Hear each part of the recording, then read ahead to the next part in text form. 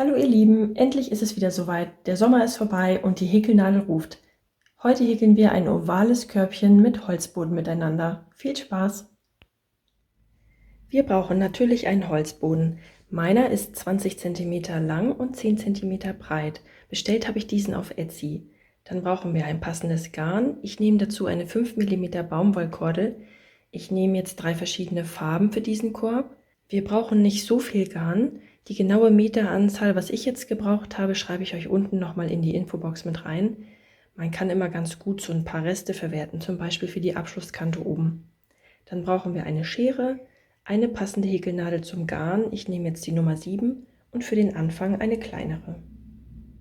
Eine spannende Frage bei dem ovalen Boden ist immer, ob ich in diesem Halbkreis eine Zunahme häkeln muss. Ja, nein, vielleicht und wenn ja, wie viele? Ich nehme mir da immer Folgendes zu Hilfe.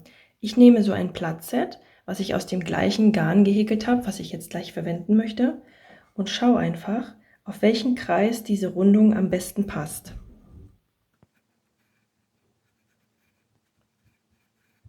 Auf diesen Kreis passt es hier am besten und dann schaue ich, wie viel Zunahmen habe ich hier gemacht. Hier ist eine Zunahme, 2 normale Maschen, Zunahme. Also jede dritte Masche ist eine Zunahme. Und so werde ich das hier auch in der Runde machen. Ich nehme einfach die Mitte, wo ich auf jeden Fall eine Zunahme mache, und dann gehe ich 3 Maschen nach rechts. Hier werde ich eine Zunahme machen und hier. Auf den Geraden braucht ihr das dann nicht. Da ich gerne den unsichtbaren Übergang verwende, häkel ich als erstes eine Luftmaschenkette. Diese sollte so lang, wie euer Korbboden in dieser Farbe hoch sein soll. In meinem Fall sind das jetzt 5 Maschen.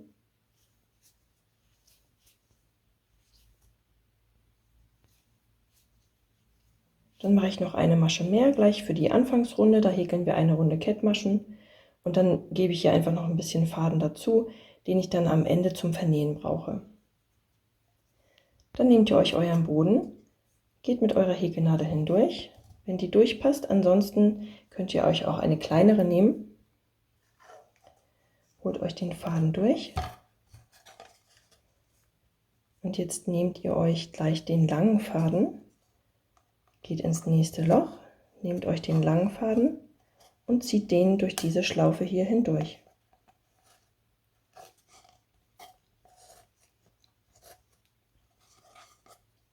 Dann geht ihr ins nächste Loch, greift euch wieder den langen Faden und zieht den durch die Schlaufe. In dieser Runde, wenn wir jetzt in dieser Kettmaschenrunde uns befinden, machen wir keine Zunahmen. Das machen wir dann erst in der nächsten Runde.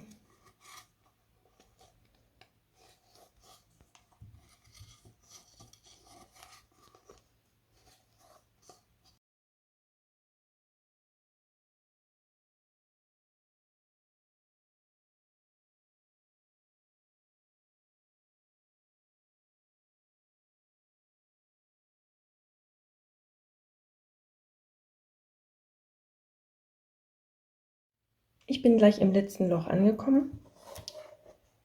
Noch schnell das vorletzte. Und wenn ich ins letzte gehe, dann nehme ich jetzt nicht den langen Faden, den lege ich beiseite, sondern nehme unseren Endfaden. Die Luftmaschenkette könnt ihr jetzt auflösen. Zieht den hier durch das Loch durch und fädelt ihn durch diese Schlaufe komplett hindurch.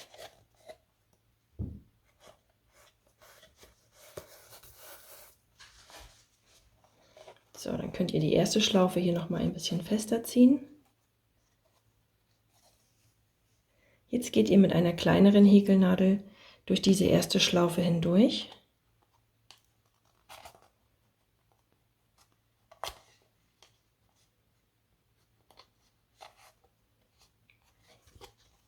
Holt euch den Faden da durch.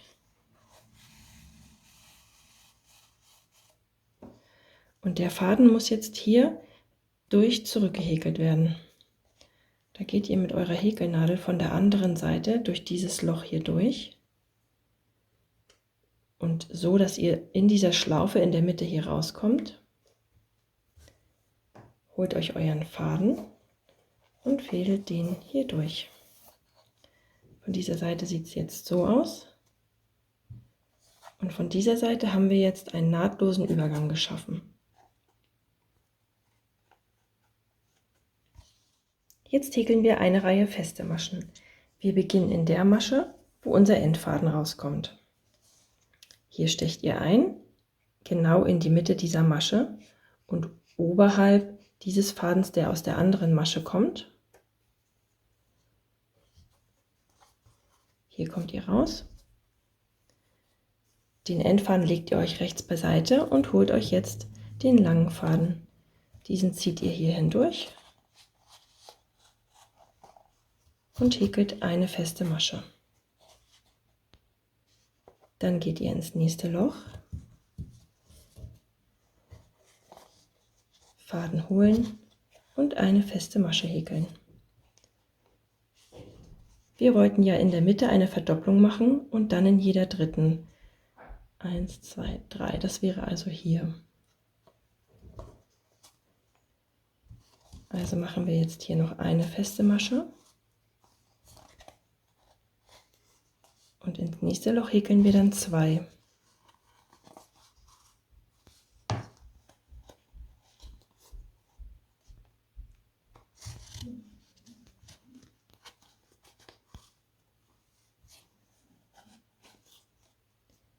Jetzt folgen wieder 2 normale Maschen.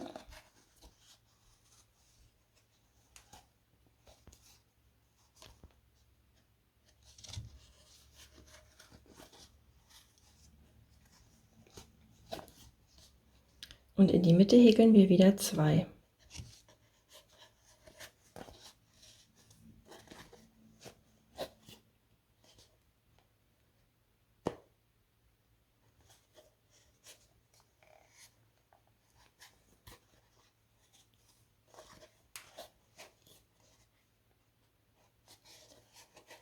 Wieder 2 normale Maschen.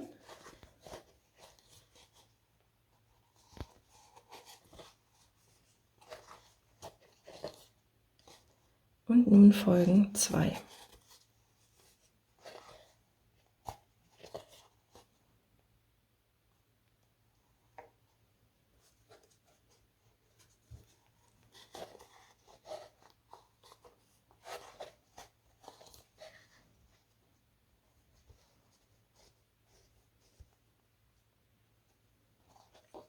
Jetzt häkeln wir die ganze Gerade entlang, ganz normal feste Maschen, in jede Masche eine, bis wir hier wieder an der Rundung angekommen sind.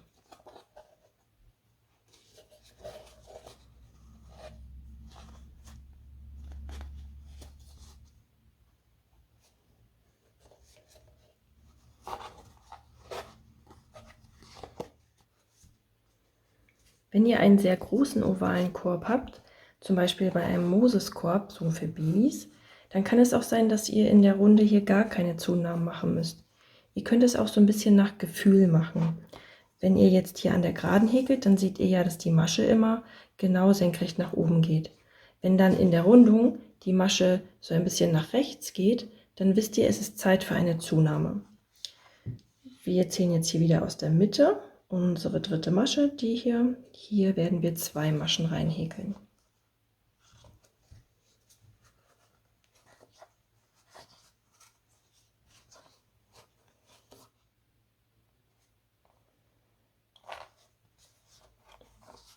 Hier kommt unsere Verdopplung rein.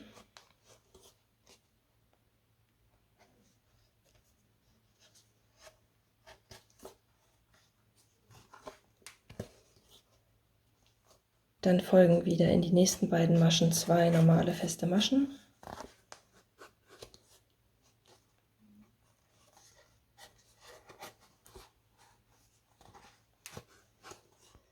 Dann sind wir wieder in der Mitte angekommen, da machen wir wieder 2 rein.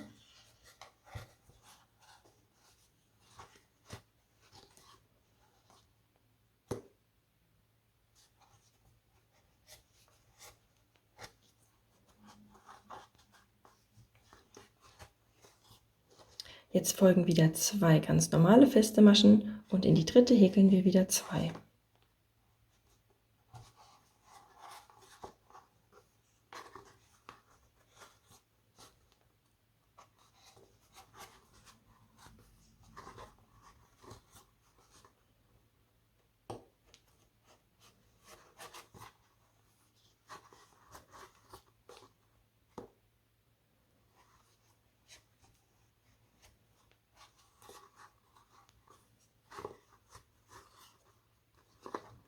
Und jetzt häkeln wir bis zum Ende wieder in jede Masche eine feste Masche.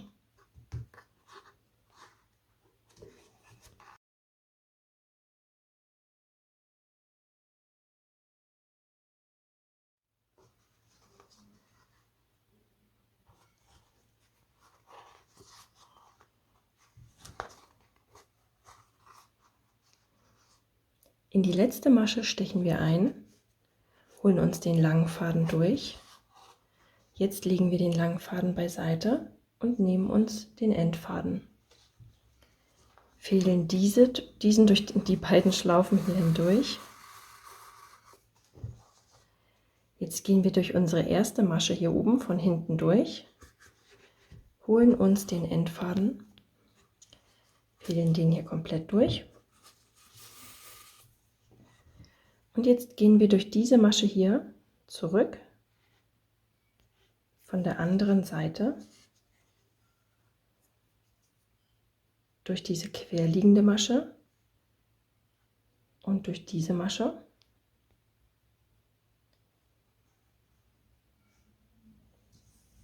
Nehmen unseren Endfaden und fädeln diesen hier komplett durch.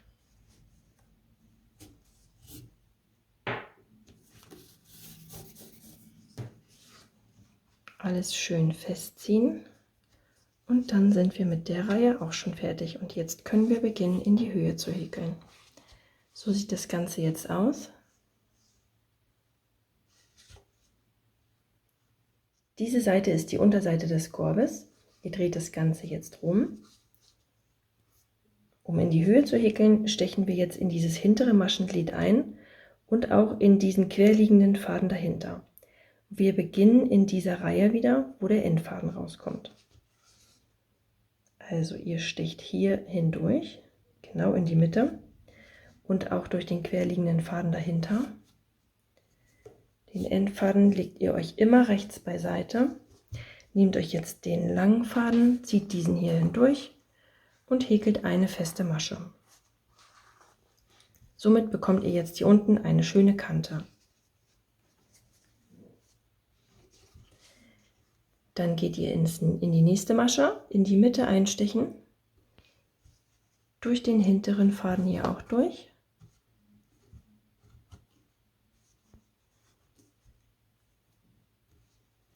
Den langen Arbeitsfaden holen und eine feste Masche häkeln. Das macht ihr jetzt die ganze Runde herum. Hier machen wir jetzt keine Zunahmen. Wir brauchen jetzt allgemein keine Zunahmen machen. Das haben wir jetzt nur in dieser einen Runde mit den festen Maschen gemacht und jetzt brauchen wir das nicht mehr.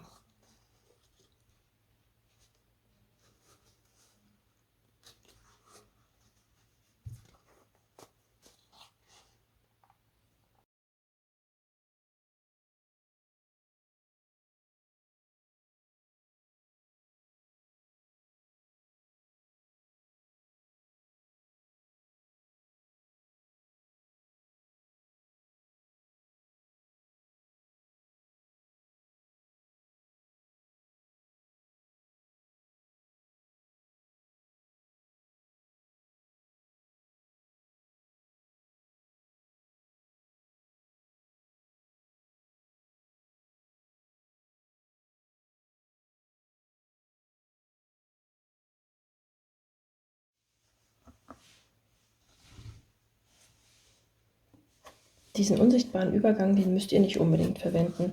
Macht es einfach so, wie es für euch am besten ist. Wenn ihr ihn benutzt, dann stechen wir jetzt hier wieder in unsere letzte Masche ein, holen den langen Faden, legen diesen beiseite jetzt, nehmen uns den kurzen Endfaden, ziehen diesen komplett durch, geht von hinten nach vorne durch die letzte Masche hindurch, nicht durch die letzte, durch die erste, die wir gehäkelt haben. Dann holen wir den Faden hier durch, das Ganze umdrehen, durch den querliegenden Faden und die Masche durchstechen und den Faden hier durchhäkeln.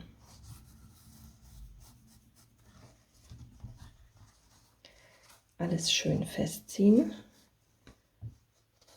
und damit ist unsere Reihe fertig. So sieht das Ganze jetzt aus. Noch ziemlich platt. Jetzt können wir alles so ein bisschen nach oben drücken.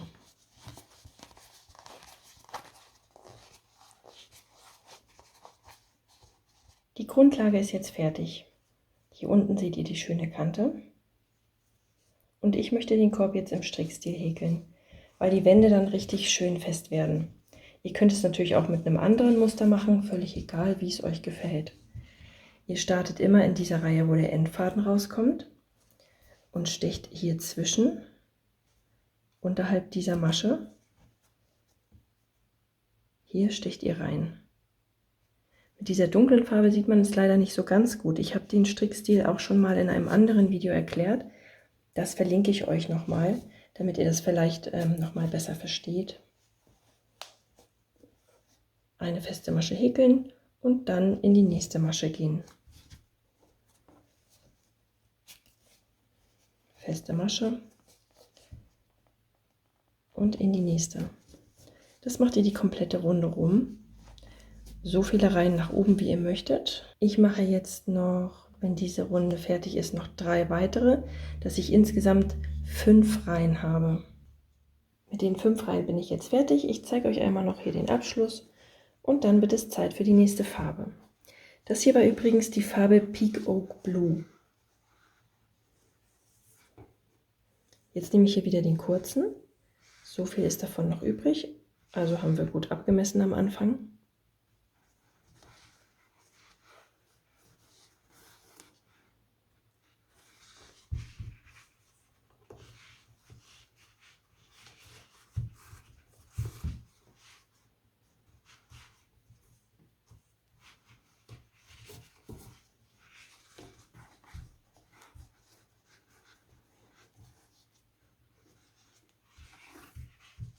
Den langen Faden schneide ich jetzt ab und später werde ich den vernähen. Den vernähe ich jetzt noch nicht gleich, weil es passieren kann, dass ich jetzt in der nächsten Runde, wenn ich mit der Häkelnadel hier durchsteche, den dann wieder raussteche. Deswegen mache ich das erst später. Jetzt nehmen wir uns die nächste Farbe. Diese Farbe heißt Teal und wir fangen einfach irgendwo an. Ich würde jetzt nicht unbedingt hier direkt anfangen, sondern ich nehme mir einfach eine andere Stelle. Und jetzt häkel ich 3 Reihen in die Höhe, deswegen brauche ich wieder 3 Luftmaschen für den Endfaden. Und plus ein kleines Stück nachher zum Vernähen.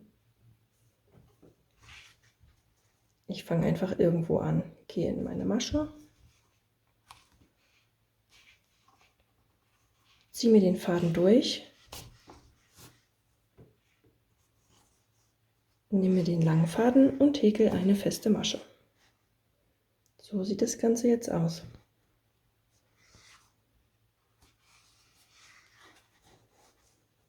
Und das mache ich jetzt die nächsten 3 Runden.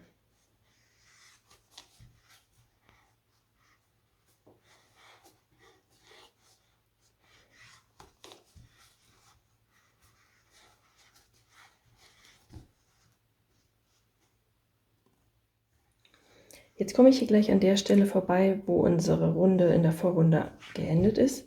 Da häkeln wir einfach drüber. Da müssen wir nichts Besonderes beachten. Wir können hier diese Masche noch mal ein bisschen festziehen, wenn die sich gelockert hat.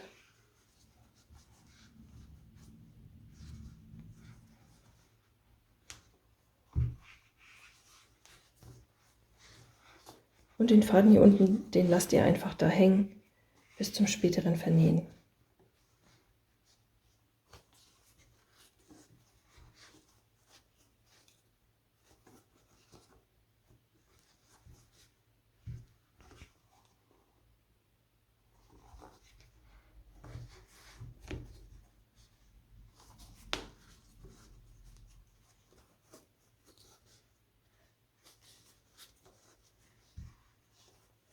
Ich zeige euch hier noch einmal den Abschluss.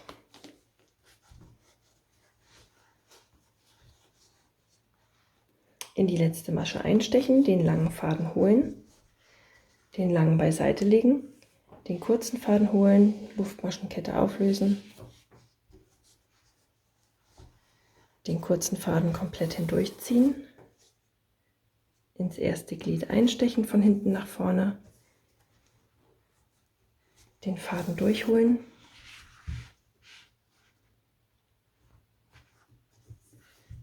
und den Faden durch diese Masche ziehen.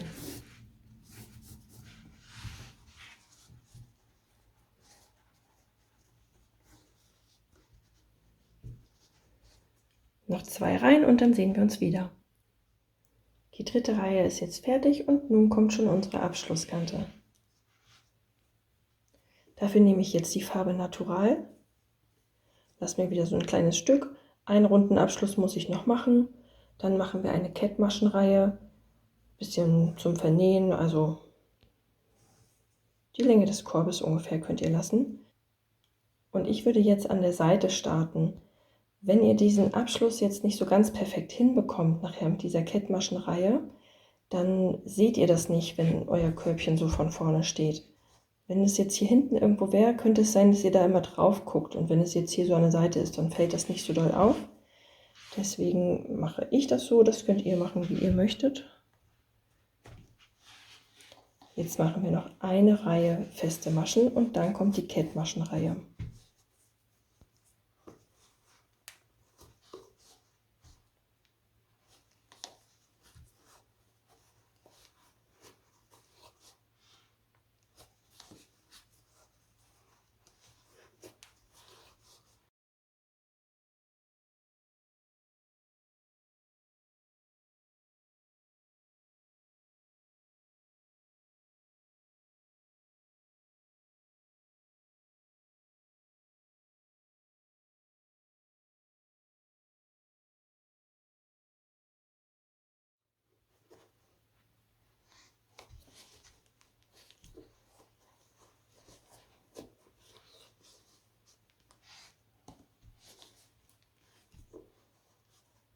Hier mache ich jetzt noch einmal das letzte Mal den unsichtbaren Übergang.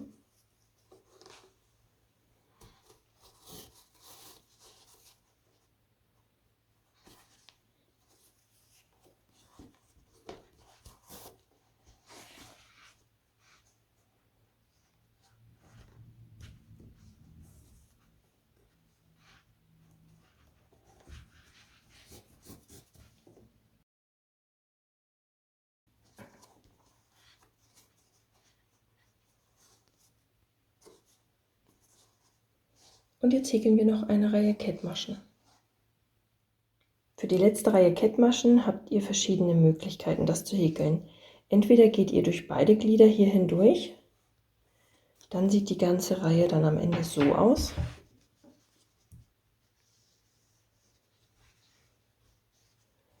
Oder ihr geht jetzt nur durch das hintere Maschenglied, dann sieht das Ganze so aus. Nochmal zum Vergleich. Das ist Geschmackssache. Ich häkel jetzt hier bei diesem Korb nur ins hintere Maschenglied. Ich suche mir also hier den langen Faden, gehe in die Masche rechts daneben, wo der Endfaden rauskommt, ins hintere Maschenglied und hole den langen Faden hier durch. Dann gehe ich in die nächste Masche, wieder ins hintere Maschenglied, hole den langen Faden durch und ziehe ihn durch diese Schlaufe. Ins nächste, Faden durchziehen und direkt durch die Schlaufe.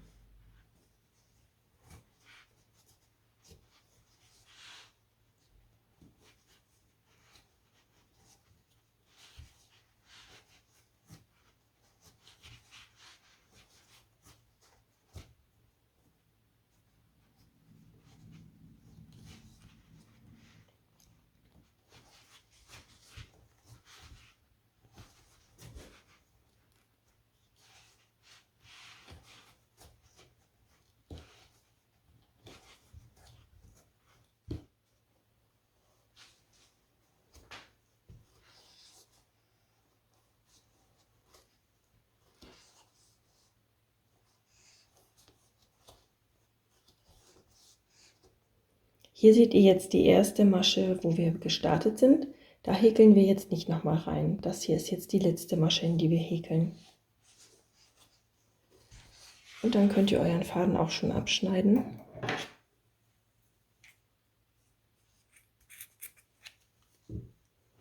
Einmal komplett hindurchziehen Dann nehmt ihr euch wieder eine kleinere Häkelnadel, geht jetzt durch diese erste Kettmasche, die ihr gehäkelt habt, einmal durch.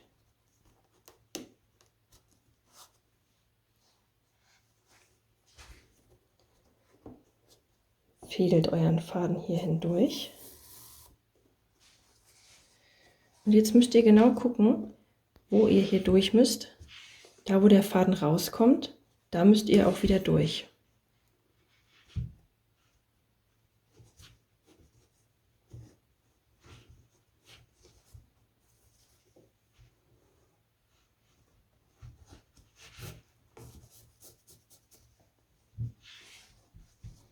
Und jetzt habt ihr auch hier einen richtig schönen Übergang.